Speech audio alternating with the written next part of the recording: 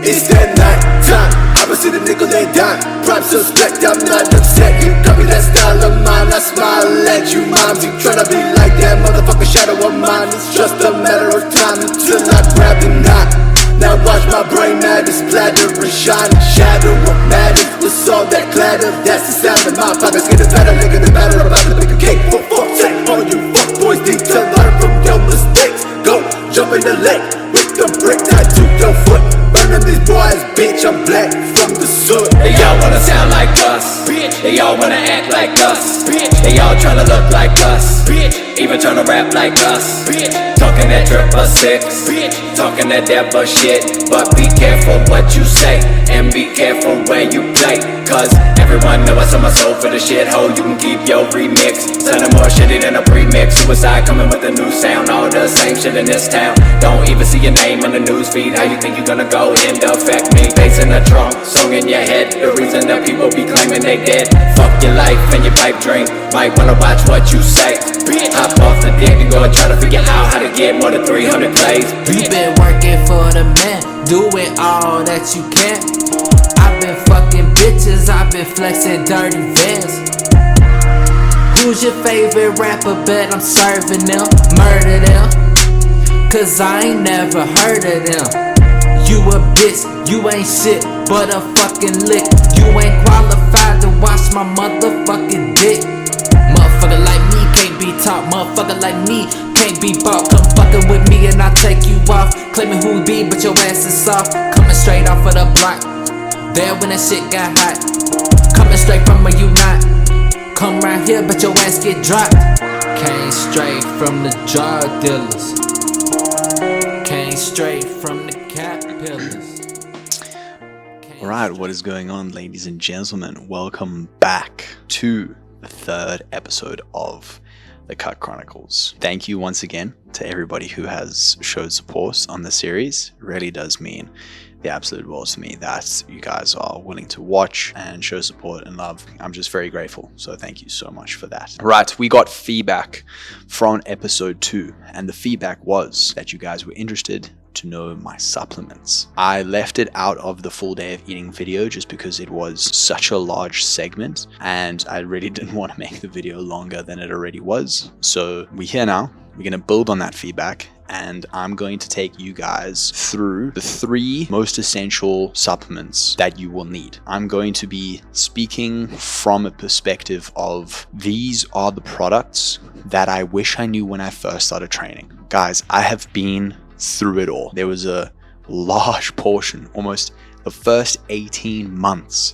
of my lifting career, I thought that BCAAs were an essential product. What? Can you believe it? Exactly. So I am in the perfect position to tell you what not to do. And I feel like now, getting close to 5 years of lifting, I feel like I've done enough research, I've done enough trial and error to be in this position right now and tell you the products that you actually need, why I take them, and how you can benefit from them. And hopefully you guys can learn a thing or two. So let's get straight into it. I will try and make this as concise as possible because talking about supplements, you can go down an absolute rabbit hole. I've got some notes. Let's just get straight into it. I am going to give you the 3 products that I believe are the most essential, and they're going to get more and more essential as we go through the list. Obviously, the last product. If I were to only ever take one supplement out of all of these for the rest of my life, it would be the product that I'm going to list at the end. So before we get into 3 products, I thought I'd give a special mention to a product that I really do wish that I knew about earlier, because my understanding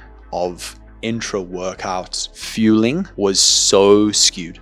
maltodextrin. This is a product that's become specifically more popular now recently because of Sam Sulek and because he has this mad post-workout maltodextrin shake. His theory towards it is correct. Maltodextrin is essentially a very clean, fast digesting form of carbs. It kind of mimics essentially what sports drinks do, but it's a much cleaner version and you don't get all of the other unnecessary amounts of sugar that come from Gatorade or Powerade or Energade. If I could go back in time and I would be actually going to have an intro workout shake, I would go for maltodextrin. And if I were to basically do a very clean bulk, which I did recently this year, I did use maltodextrin in my intro workout and it was a phenomenal product. So if you are going to do an intro workout and you're on a bulk and you need to get some extra calories in and you want some more fuel, maltodextrin is a great product as opposed to BCAAs. All right, so let's get into it. First supplementation that is essential is pre-workout. Now, for a period of time, I was known as the pre-workout dude purely because I would dry scoop and do pre-workouts in the most ridiculous way possible. But if I could go back in time, I would probably take it all back just because that I feel was very much a irresponsible period of time where I was doing trial and error. I figured out what caffeine was. I was yo, this gives me energy. Let me just go straight down this alley and just keep doing it. Now, being a little bit more of a mature adult in the lifting space, I have now gotten to a place where I think I have figured out the perfect pre-workout, right? And if I could go back in time, I would do this stack. Now, I split my pre-workout into two. I do a stim pre-workout and I do a non-stim pre-workout. Why? Because I have struggled to find the perfect pre-workout where you have a product that gives you enough energy, focus, and hydration all in one product. I just don't feel like it exists. Okay, so what I've just done is I've honed in on those three elements and split it into two products. Now, stim pre-workout. Okay, there are three main ingredients that I look for. They are caffeine, alpha GPC, and beta alanine. Caffeine is obviously a big chat. Caffeine is not an energy stimulant, but more of a tired blocker. So your body produces a hormone called adenosine. So adenosine is the hormone that tells your body that it's tired. And so caffeine is basically just putting a blocker on that to tell your body that it's not tired. So if you think about it in a metaphorical sense, it is not putting more fuel into your car. It's essentially putting a sticker over the fuel tank light on your dashboard. And so therefore, you cannot supplement less rest with more caffeine. It doesn't work like that. A good rule of thumb, if you take your body weight and times it by 5, that is how many milligrams of caffeine you should be consuming in a day. So 100 times 5, 500 milligrams. You minus a coffee, you minus an energy drink, and we kind of get to around 350. That is the sweet spot for me. I find that if I consume more than 350 in a pre-workout, that I just don't sleep. You've also obviously got to find where it lies for you. Right, alpha GPC, that is just basically a focusing agent, and it works really well when you have a good amount of caffeine, taking all of that energy that you're receiving and honing it into a specific avenue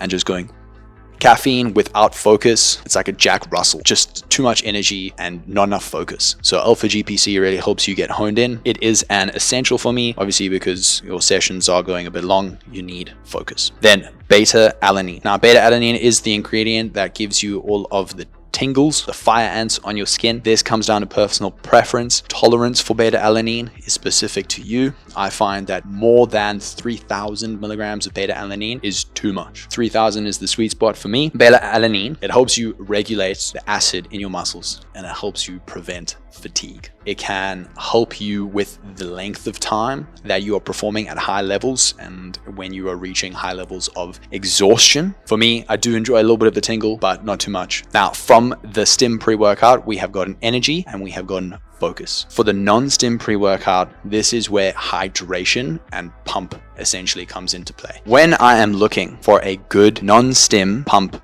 product to put with my stim pre-workout, there are three main ingredients that I look for: glycosides, L-citrulline, and pink Himalayan salt. Now, glycosides is essentially just a nice term for glycerol powder, right? And that's just going to help with hydration of your muscles. It's going to make you feel nice and full. It's a great product to have if you really want to get a juicy pump. There are obviously the hydration benefits that come into play. You actually do want hydration of your muscles in order to perform at a higher level. L-citrulline helps your arteries to actually perform better. And obviously your arteries have got to do with blood flow. Again, it's got to do with hydration of the muscles, like pumping of the blood. This non-stim pre-workout has got 8,000 milligrams of citrate malate. It's going to help with blood flow. It's going to help with just overall feeling like an absolute legend in the gym. Next, pink Himalayan salt. Everybody knows about pink Himalayan salt. And if you don't know about the bands about pink Himalayan salt at this point, like, are you even a gym bro? Pink Himalayan salt is an amazing thing to put in your diet, but also specifically in a pre-workout, just because it helps with better hydration and it helps with relieving of muscle soreness and fatigue. There you've got better hydration, your muscles are feeling less sore, and you've just got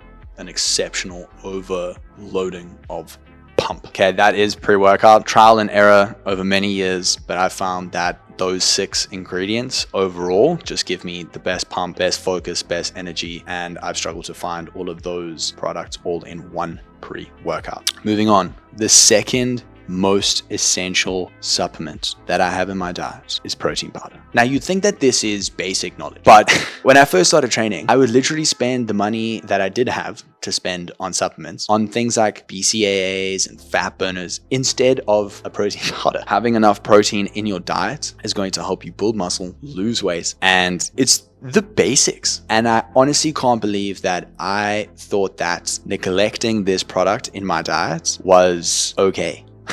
Yes, you can get enough protein from your diet, but we have, through many years of natural selection as a human race, have evolved into a place where we can take that macronutrient and turn it into a delicious tasting powder that can be added to another macronutrient like carbs, or even just mixed with water or milk, and it tastes absolutely phenomenal. So why not? Protein powder is literally one of the most essential products that anybody can have in their diet. It's super convenient, and having this product in my diet is a non-negotiable now. If you're starting off in the gym and you're thinking about spending your money on things like fat burners or BCAAs, my guy, ignore that voice in your head and get a nice tasting whey protein powder. I go for an iso whey. Dillon, what is an iso whey, you ask? Great question. An iso whey is basically just whey isolate. So they've taken a normal whey and they've extracted specifically just the protein from it. It's just better for digestion. I find that if I can have as little dairy in my diet as possible, that my stomach enjoys it, my digestive system enjoys it. And I also find that with some whey protein powders, like, although a little bit of carbs is essential because it is a transporting agent when it comes to like protein, I find that they just have sometimes too much sugar in order to make it sweeter and to make it taste nice. And I don't really need that extra unnecessary sugar. So an iso whey, clean, cut, straight to the point, very nice tasting, and I feel better on iso whey than I do on normal whey. An important point, and I can't believe I actually had to bring this up, and take this from somebody who literally has a bachelor's degree in marketing. A mass gainer protein powder is one of the biggest pieces of garbage in the fitness supplementation world. All that supplement companies have done there is they've gone, there is a huge majority of people who have an insecurity towards putting on weight. So let's create a product to help them think that they're helping their situation. So they take a normal whey and they just chuck a whole bunch of extra shit into it, like extra unnecessary carbs that you could get from a clean source in your actual diet. It's really not essential. If you are a person who buys mass gainer shakes, please rethink your priorities as a human being, specifically somebody who lifts weights. And that's all I'm going to say on that. Now, the final product, the one supplement that I take on a daily basis, that if I could choose one supplement to take for the rest of my lifting career, is creatine monohydrate. Now, there is a reason why there is a worldwide shortage of this product. It is phenomenal. Creatine monohydrate. I don't even know how to speak about this product and to emphasize its importance enough compared to the other products that I've listed. I'm just going to give you the facts. Creatine monohydrate is the safest and most researched product out of all of the supplements that I have listed here. So if your mom starts kicking off and going, I don't want you taking creatine monohydrate because it's a steroid. Bro, please ground your mother. She needs to get her head out of the ground and needs to understand that creatine is more researched than whey protein powder. I'm gonna let that settle for a bit. Yes, that is a factual statement. What creatine monohydrate essentially does is it creates more ATP in your system. Now, ATP is an energy unit that your muscles use to have more energy in the gym. And that is why when people speak about going on creatine and putting on some water weight, that water weight is intermuscular water. So yes, you may get a little bit heavier and you may put on a little bit of water, but it is in your muscles. And if I haven't spoken about hydration enough in this video, I'm going to mention it again. Intermuscular water retention is a good thing. Gives your muscles energy so that you can have long-lasting performance and you can actually lift more weights because you've got more energy. Your muscles perform better. How crazy is that, eh? Now, the reason why I've put it at number 1 is because unlike the other supplements I have mentioned, it is very difficult to get a performance changing dose of creatine within your natural diet. You can get it in beef, but you would have to eat a shit ton of beef to get enough. People always speak about a loading phase with creatine monohydrate. There's also creatine HCl. Please don't go for creatine HCl. The only type of creatine that you need is creatine monohydrate. You don't need to do a loading phase. That whole like 25 grams a day for 7 days and then going on a fight, it's just complete bullshit. Just take creatine monohydrate 5 grams a day and you can thank me later. Guys, I don't even consider it a supplement. I consider it a multivitamin. It is something that I have every single day. 5 grams. I put it in my pre-workout just because it's when I reach for the rest of my supplements, right? It's convenient to have at that time and that's all that matters. 5 grams a day, every day for the rest of your life. And bro, you will put on so much muscle, it is a joke. It's one of those products where it's just like, I don't understand how there's so many people in the world who don't know about how important creatine monohydrate is. I seriously wish that I knew about the consistent performance benefits from creatine monohydrate when I first started lifting. All right, I have no idea how long that clip was, but if you made it through that entire supplement chat, thank you. I appreciate you. Thank you for listening to my TED Talk. And I hope that after listening to me, that you don't make the same mistakes that I did when I first started lifting.